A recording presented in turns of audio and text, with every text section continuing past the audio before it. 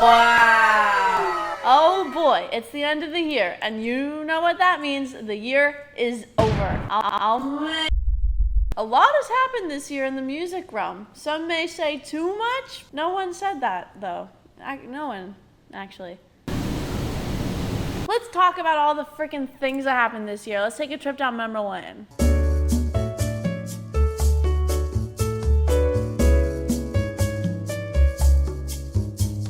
In January, we freaking kicked off 2021 with Olivia Rodrigo's smash hit Driver's License being dropped on our heads like a big baby.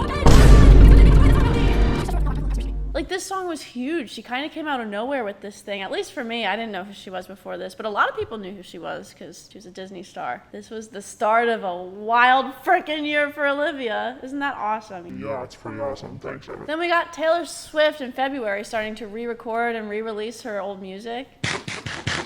So yeah, if you're not familiar with why she was doing this, basically she's re-recording and re-releasing her songs. Also in February, Rebecca Black did Friday again, made it a hyperpop song.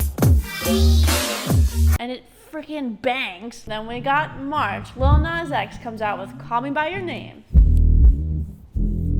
There was this whole controversy. A bunch of like right-wing people were like, you better stop it. This was a big moment for Lil Nas X because it built up momentum for when he dropped his album Montero. Really good album. Then in April 23rd to be exact, for him, Porter Robinson dropped his album after 7 years of nothing. And it's really good and nice. Then in May, Olivia Rodrigo drops Sour, her big album, her big moment. Huge critical acclaim, huge success. This thing was in the charts for like ever. Also in May, Bo Burnham released Inside. This was a huge thing for Bo Burnham. So many people loved it. I didn't watch the whole thing yet, but I heard it's really good. And tons of TikTokers made their freaking music debuts. It was a big year for new music coming out of those freaking people. Addison Rae gifted us with Obsessed and then didn't drop another song ever again. Is she gonna drop another one? Who knows? I'd be curious to see. I want her to drop a song. Bella Poarch started releasing music. She's given us 2 songs so far, and they're both incredible. Lil Huddy gave us a freaking whole album, started the rollout at the beginning of 2021, and slapped us in the face with an album.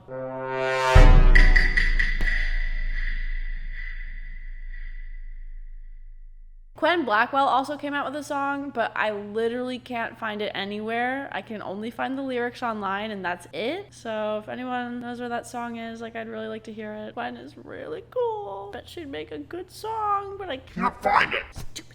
Out of all these debuts in 2021, my favorite is Bella Poarch. I would even go as far to say that out of all the TikTokers that have gotten famous for something else and then started making music, Bella Poarch is my favorite one because she is just really good. She made history with her debut. Her song was the biggest YouTube debut single in history. There are a lot of other TikTokers that have dipped their toes in music, but technically they started in 2020. So are we going to mention them in the 2021 video? No, we're not. Oh, no, we're not. Not us, not we. And so many artists made huge comebacks. The Backyardigans. This was the summer of Backyardigans. The Backyardigans were huge this year with freaking Castaways and Into the Thick of It. Massive. Are they going to drop another album? I'd like to see it. Sea shanties were a huge thing this year. Soon may the weatherman come to bring us sugar and tea and rum. So just in general, do you remember the sea shanty craze? People were rocking with the shanties for like... John Mayer released his first album in 4 years in July. By 30th, Isaiah Rashad released his first album in 5 years. In October, Limp Bizkit released their first album in 10 years. But who gives a fuck? And ABBA released an album after 40 years. 4 decades of nothing. That's crazy. They're like 70 and they pumped out another album. What? That's just cool that they could stay relevant for so long. Their music is so powerful. In July of this year, Billie Eilish gave us another album, Happier Than Ever. This album was really interesting. I really liked it. Covered a variety of topics. This year in general was pretty big for Billie, actually. She came out with Fragrance. That documentary about her came out on Apple TV+.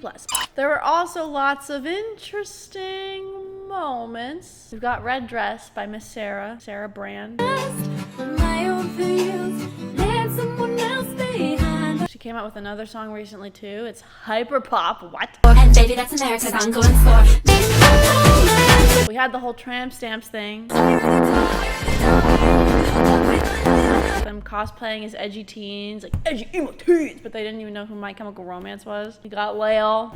And of course, how can we not talk about Lil Drop Top Golf Cart making a big splash with his song Duke? All this money on me make me wanna poop. Really catapulted him into society, really. We have the Chug Jug With You parody, #1 victory royale. What? That kid's going places, yes he is. And last but not least, we gotta talk about Astronaut in the Ocean.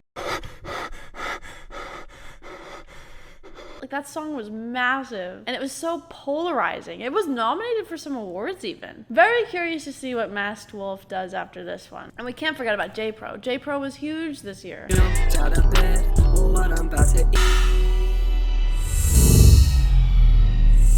Dropped another album even. And then in August, Donda went. After so many teases, all the listening parties, all the controversies, all the guests at the listening parties, all the features, all the gossip about Soulja Boy and Kanye. Wow. What an album full of headlines. And Kanye has already started altering the album since its release, which is pretty wild. I like Donda. I think that it's too long. It's my hot take, but I like it. It grew on me. At first I was like, wow, we waited so long to get a bunch of songs that don't really sound that finished, but the more I listened to it, I was like really warming up to it and really appreciated what Kanye was going for and what sounds he was experimenting with. Also, Lorde came out with a freaking album.